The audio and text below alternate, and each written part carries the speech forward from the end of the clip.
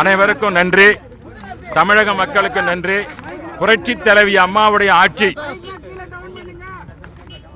வர வேண்டும் என்பதற்காக தமிழக மக்கள் வாக்களித்தார்கள். புரட்சி தலைவியுடைய அம்மாவுடைய ஆட்சி தொடர்ந்து நடைபெறும். இது தர்மத்திற்கு கிடைத்த வெற்றி.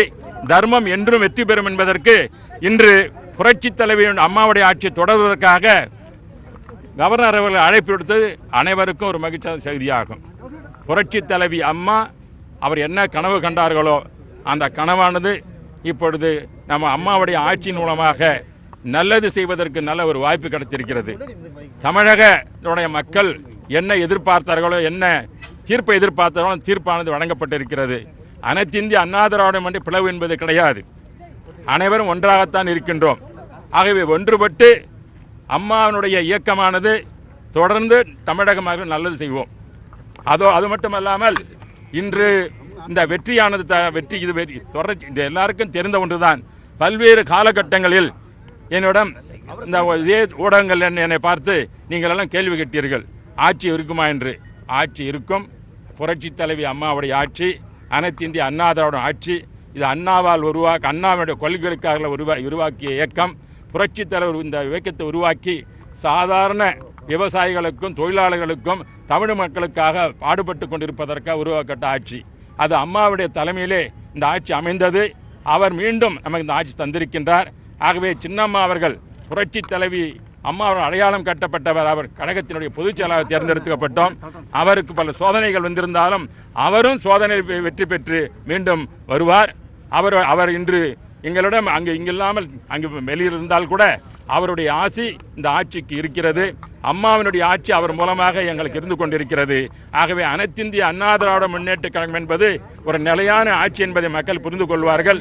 அதற்கேற்றாற்போல் அம்மாவின் வழியிலே அனைத்து நல்ல திட்டங்களும், மக்களுக்கு பயன்படும் திட்டங்களும், ஏழைகளுக்கு நடைபெறும் திட்டங்களும் செயல்படுத்தப்படும். அது தமிழகம் என்றும் அதை எதுதான் எதிர்பார்க்கிறார்கள்.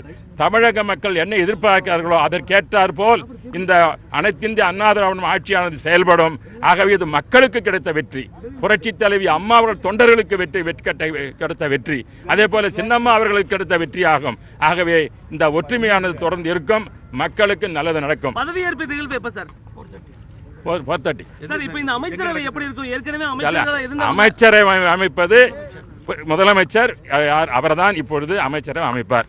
நம்ம எண்களை பொறுத்தவரை ஆட்சியை பற்றி சொல்ல ஆட்சி வந்திருக்கிறது. கவர்னர் நடக்கும். கிளம்புவாங்க. இனிமேல் கிளம்புவாங்க. எல்லாம் கிளம்புவாங்க. Yes, I will tell. Say. Please, I want to say something in English also. Please. See, now the success, that dharmam vendradhu endru solvaargal. Therefore, we have dharma got the victory. Therefore, whatever the legacy of Amma, that will be, we are going to proceed in that legacy. We succeeded means this is a people's victory. Amma's victory means people's victory. Therefore, Amma always used to tell, மக்களால்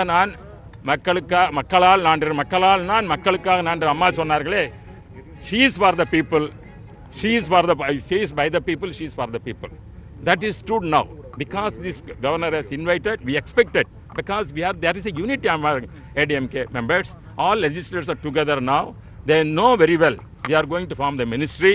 That is, and also every MLA is united in that sees that whatever Amma left, that we have to keep it in mind.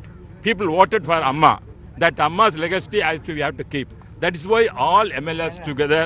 Therefore, in that unity, we are succeeded. That the nation now can understand how the ADMK is united, and how the ADMK carriers also united. The people of Tamil Nadu is for the ADMK party, for Amma's ideals. Whatever Amma is wanted to do, that our cabinet, the Amma's cabinet will continue and do the justice for the people.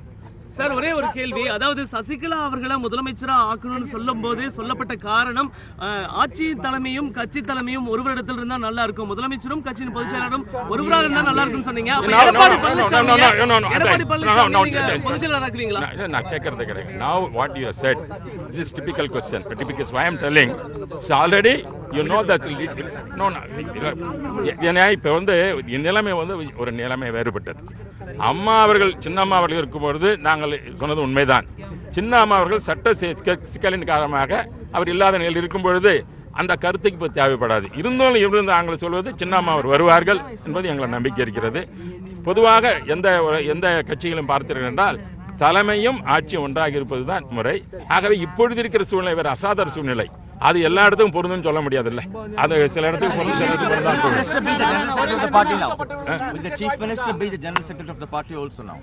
See, already party elected Honorable Chinnamma.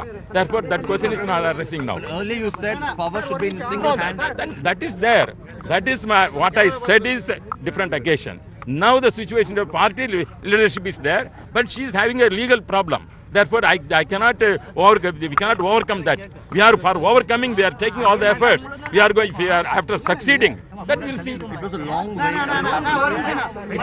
It was a long wait. Are you happy now? No, this is a very happy occasion. The happy occasion is not a long wait. We know that definitely we are going to achieve in this. Only the time factor. Lastly, Mr. Pannirselvam said many of your MLAs are actually supporting him. Are you still worried he'll be able to? No. Say, this is the wrong thing. MLAs are with our party. Our party is now elected Edappadi Palaniswamy the Chief Minister. Therefore, all MLAs together now.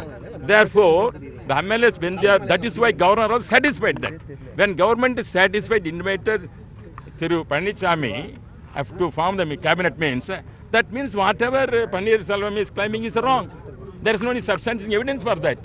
Therefore, this kind of misleading thing, only creating confusion. Therefore, whatever Pannirselvam cannot succeed in misleading the people. The people of Tamil are united. They know very well, and also MLAs are united. Now our government is going to be achieve whatever Amma left. That is, we are going to proceed on that. All welfare programs we are going to implement that. People going to be very happy. That is our mood. We want to give good administration and clean government. That is Amma's ideal.